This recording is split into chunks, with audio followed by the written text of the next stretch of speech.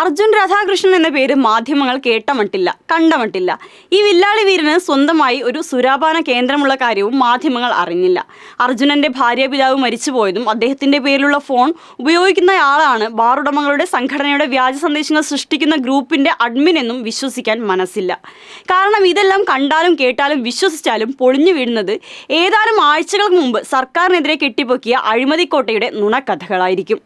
അതുകൊണ്ട് അഥവാ കേട്ടാലും അറിഞ്ഞാലും മനസ്സിലാക്കിയാലും മാളോകരെ അറിയിക്കാൻ ഉദ്ദേശമില്ല എന്നും പറയാം. അതായത് CPM-നും LDF സർക്കാരിനുമെതിരെ എന്ത് കേട്ടാലും അതിൻ്റെ സത്യാവസ്ഥ പരിശോധിക്കാൻ തയ്യാറാകാതെ വാർത്തകൾ സൃഷ്ടിക്കുന്ന അധമ സംസ്കാരവും അത് പൊളിയുമ്പോൾ മൗനത്തിൽ മുങ്ങുന്ന ഒട്ടകപക്ഷി നയവും. മദ്യനയത്തിന്റെ പേരിലുള്ള വ്യാജ അഴിമതി കഥയിലെ യഥാർത്ഥ പ്രതി ആരെന്ന് പുറത്തു വന്നിരിക്കുന്നു. മുൻ ആഭ്യന്തരമന്ത്രിയും കോൺഗ്രസ് നേതാവും MLA-യുമായ തിരുവഞ്ചൂർ രാധാകൃഷ്ണന്റെ മകൻ അർജുൻ രാധാകൃഷ്ണന്റെ പങ്കാണ് പുറത്തു വന്നത്. ഇതോടെ UDF-ഉം വലതുപക്ഷ മാധ്യമങ്ങളും ബോധപൂർവ്വം കെട്ടിച്ചമച്ചുണ്ടാക്കിയതാണോ ഇതെന്നും പരിശോധിക്കേണ്ടിയിരിക്കുന്നു. ഇത് നേരത്തെ ആരോഗ്യമന്ത്രി വീണ ജോർജിന്റെ പേഴ്സണൽ സ്റ്റാഫിന്റെ പേര് പറഞ്ഞു കൊണ്ടുവന്ന കൈക്കൂലി ആരോപണത്തിന് സമാനമാണ്. അന്ന് ഒടുവിൽ പരാതിക്കാരനെതിരെ കേസായി. മദ്യനയത്തിന്റെ പേരിൽ കെട്ടിപ്പൊക്കിയ വ്യാജ ആരോപണങ്ങളുടെ പോക്കും അതേ വഴിക്കാണ് നീങ്ങുന്നത്. മദ്യനയവുമായി ബന്ധപ്പെട്ട് ബാറുടമ കോഴ ആരോപണം ഉന്നയിച്ച വാട്സപ്പ് ഗ്രൂപ്പിൽ തിരുവഞ്ചൂർ രാധാകൃഷ്ണന്റെ മകൻ അർജുൻ രാധാകൃഷ്ണൻ സജീവ പങ്കാളിയെന്ന് പോലീസ് സ്ഥിരീകരിച്ചിരിക്കുന്നു. ഗ്രൂപ്പിലെ അർജുനന്റെ ചാറ്റുകളും ശബ്ദ സന്ദേശങ്ങളും പോലീസ് ഇതിനകം ശേഖരിച്ചു. ഗ്രൂപ്പുമായി തനിക്ക് ബന്ധമില്ലെന്ന അർജുന്റെ വാദം പൊളിയുന്നതാണിതെല്ലാം. ഇടുക്കി ജില്ലയിലെ തൊടുപുഴയിലെ ബാറിന്റെ ലൈസൻസ് അർജുന്റെ ഭാര്യയുടെ അമ്മ മായ സജീവിന്റെ പേരിലാണ്. ഭാര്യയുടെ അച്ഛൻ സജീവന്റെ മരണശേഷമാണ് ലൈസൻസ് ഭാര്യയുടെ പേരിലാക്കിയത്.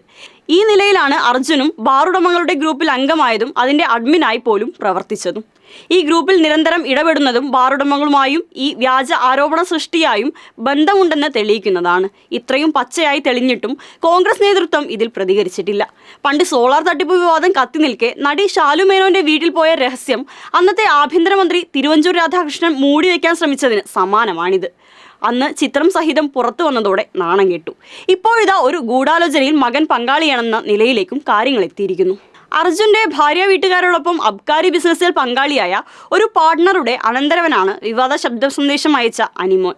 അനുമോന്റെ മറ്റൊരു ബന്ധുവും ഇവരുടെ ബിസിനസ് പാർട്ട്ണർമാരാണെന്ന വിവരവും പുറത്തു വന്നിരിക്കുന്നു.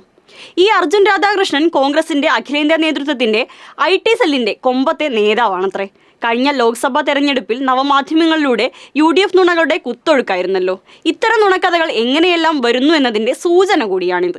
ഇല്ലാത്ത മദ്യനയത്തിന്റെ പേരിൽ അഴിമതി ആരോപണം ഉയർന്നതോടെ എക്സൈസ് മന്ത്രി MB രാജേഷ് പരാതി നൽകിയതിനാലാണ് ഈ സത്യം പുറത്തു വന്നത്.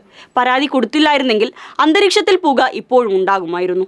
വ്യാജ ആരോപണങ്ങൾക്കെതിരെ ശക്തമായ നടപടിയെടുത്താൽ മാത്രമേ ഇത്തരം കള്ളനാണയങ്ങളെ വെളിച്ചത്ത് കൊണ്ടുവരാൻ കഴിയൂ എന്ന് ഒരിക്കൽ കൂടി കാട്ടിത്തരുന്നതാണ് ഈ സംഭവം.